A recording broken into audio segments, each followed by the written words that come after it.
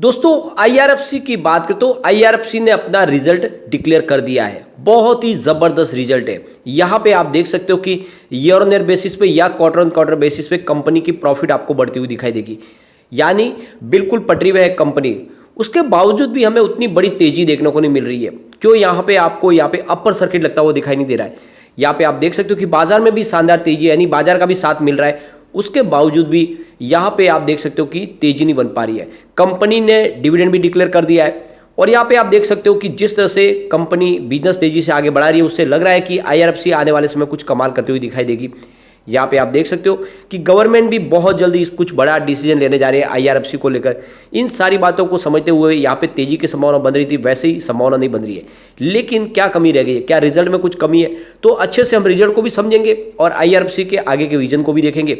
और क्या इस समय हमें इस मौके का फायदा उठाना चाहिए? क्योंकि आज भी हमें ये आईपीओ प्राइस से नीचे स्टॉक मिल रहा है, जबकि रिजल्ट बहुत ही दमदार है। तो क्या इस मौके का हमें फायदा उठा के एक लॉन्ग टर्म के लिए निवेश कर लेना चाहिए? तो इन सारी बातों को समझते हैं इस वीडियो के माध्यम से।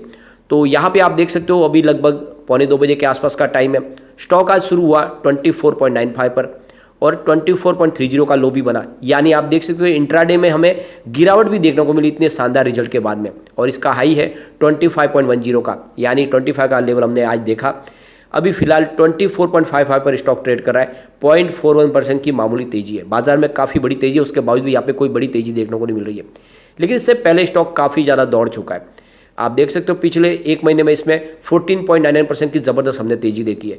और ये स्टॉक में जहाँ पे काफ़ी समय से लोग परेशान थे, फंसे हुए थे, वो उसमें से निकलने की कोशिश कर रहे हैं। उनको लगता है स्टॉक फिर नीचे चला आएगा और इसी वजह से वो यहाँ पे हर मौके पे निकलने की कोशिश करें और इसी वजह से आपको इसकी प्राइस कम होती हुई दिखाई देगी।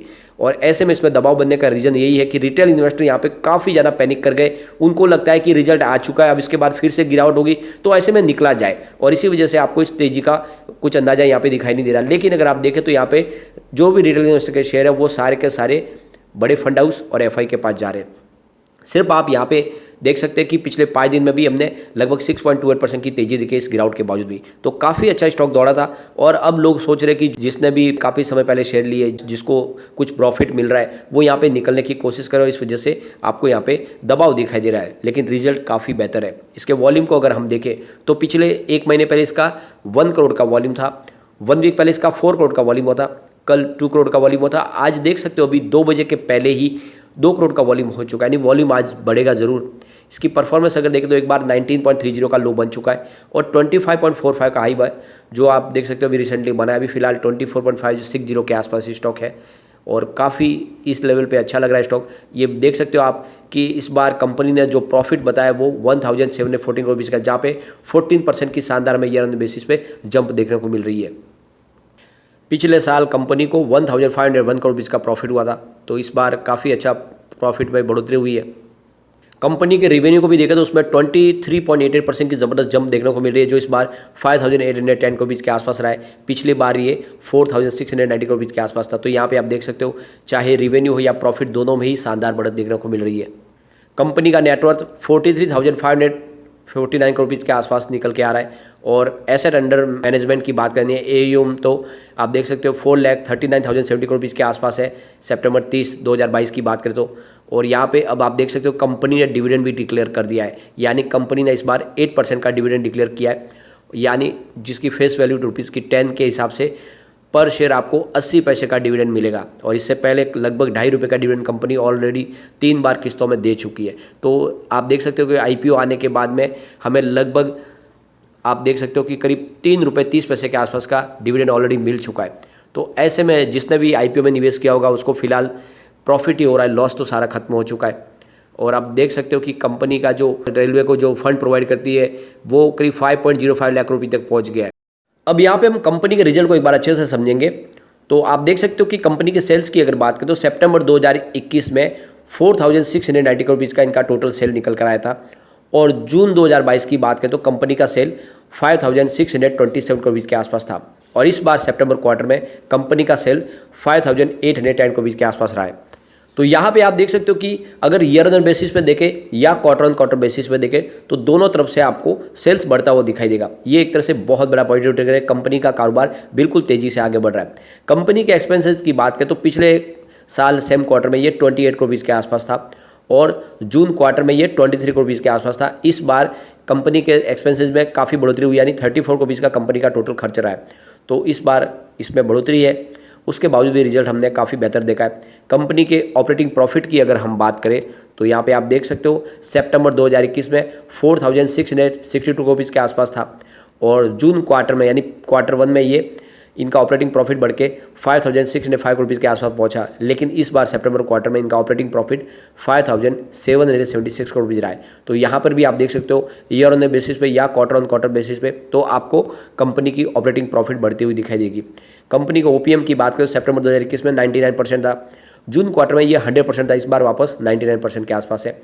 अब इसके अलावा कंपनी के देख सकते हैं कि आप नेट प्रॉफिट बिफोर टैक्स को अगर देखें तो पिछले साल सेम क्वार्टर में ये 1501 करोड़ रुपीज़ के आसपास था, और जून क्वार्टर में यानी क्वार्टर 1 की बात करें तो 1662 करोड़ रुपीज़ के आसपास था। लेकिन इस बार ये 1740 करोड़ रुपीज़ का इनका प्रॉफिट बिफोर टैक्स रहा है। तो यहाँ पे आप देख सकते हो ईयर ऑन बेसिस पे या क्वार्टर ऑन क्वार्टर बेसिस पे तो कंपनी का प्रॉफिट बढ़ा ही है। नेट प्रॉफिट आफ्टर टैक्स की बात करें तो इस बार देखें तो 1740 करोड़ रुपीज़ के आसपास है। कुल मिला के क्वार्टर क्वार्टर बेसिस पे देखें या ईयर ऑन बेसिस पे तो इस बार नेट प्रॉफिट कंपनी का बढ़ा है, बहुत ही शानदार प्रदर्शन किया है और आंकड़े काफ़ी उत्साहवर्धक है। ईपीएस में भी अच्छी खासी वृद्धि हुई है। पिछले साल सेम क्वार्टर में ये 1.15 था और पिछले क्वार्टर में ये 1.27 था, लेकिन इस बार 1.31 रुपीज़ हो चुका है। तो ईपीएस में भी अच्छी खासी वृद्धि हो गई है। इस बार कंपनी की लाइबिलिटीज थोड़ी सी आपको बढ़ती हुई दिखाई देगी। मार्च 2021 की बात करें तो कंपनी की टोटल लाइबिलिटीज 3,80,482 करोड़ रुपीज़ के आसपास थी, जो मार्च 2022 में बढ़ के 4,49,980 करोड़ रुपीज़ के आसपास पहुंच गई। और इस बार सितंबर क्वार्टर में ये 2022 की बात करें तो 4,65,198 करोड़ रुपीज़ के आसपास पहुँच गई है। और यहाँ पे अगर आप 2018 से देखें तो कंपनी का रिवेन्यू प्रॉफिट लगातार बढ़ा है, कहीं पर भी आपको रुकावट दिखाई नहीं देगी। 2018 में इनका टोटल रिवेन्यू 11,018 करोड़ रुपीज़ के आसपास था, जो 2022 में बढ़ के 20,299 करोड़ रुपीज़ के आसपास पहुँच गया, यानी लगभग दुगना हुआ है रिवेन्यू। अब यहाँ पे कंपनी के प्रॉफिट की भी बात करें तो 2018 में 2007 करोड़ रुपीज़ के आसपास जो इनका प्रॉफिट था वो 2022 में बढ़ के 6,089 करोड़ रुपीज़ के आसपास पहुंच गया। तो बहुत ही ज़बरदस्त उछाल है और बहुत ही शानदार कंपनी का यहाँ पे प्रॉफिट है। तो यहाँ पे ये क्लियरली समझ में आ रहा है कि कंपनी का कारोबार लगातार प्रगति पे है और बहुत ही ज़बरदस्त तरीके से बढ़ रहा है। तो प्रॉफिट और रेवेन्यू दोनों ही बढ़ रहा है और हर क्वार्टर में बढ़ता हुआ दिखाई दे रहा है। जो देख सकते हो कि कंपनी के सीएमडी अमिताभ बैनर्जी ने कहा था कि जल्द ही हम अपने प्रॉफिट को दुगना कर देंगे, तो बिल्कुल वैसा ही हो रहा है। प्रॉफिट दुगना हो रहा है, कंपनी कारोबार बहुत तेज़ी से आगे बढ़ा रही है और इसी का नतीजा है कि यहाँ पे शेयर होल्डिंग पैटर्न में आप देख सकते हो कि सिर्फ जनरल पब्लिक के हाथ से शेयर कम हो रहे और यहाँ पे एफआईडीआई जम के खरीदारी कर रहे हैं। आप देख सकते हो प्रमोटर की होल्डिंग 86.36% की है, यानी गवर्नमेंट की होल्डिंग यहाँ पे 86% के आसपास है और जल्दी गवर्नमेंट इसकी जो एक्स्ट्रा होल्डिंग यानी 75% की जो लिमिट लानी है, तो एक्स्ट्रा होल्डिंग किसी प्राइवेट प्लेयर को इसमें पार्टनर बना सकते हैं, उसको ये होल्डिंग दी जा सकती है। यानी आने वाले समय कोई प्राइवेट प्लेयर की एंट्री यहाँ पे हो सकती है, सरकार की ऐसी मंशा है।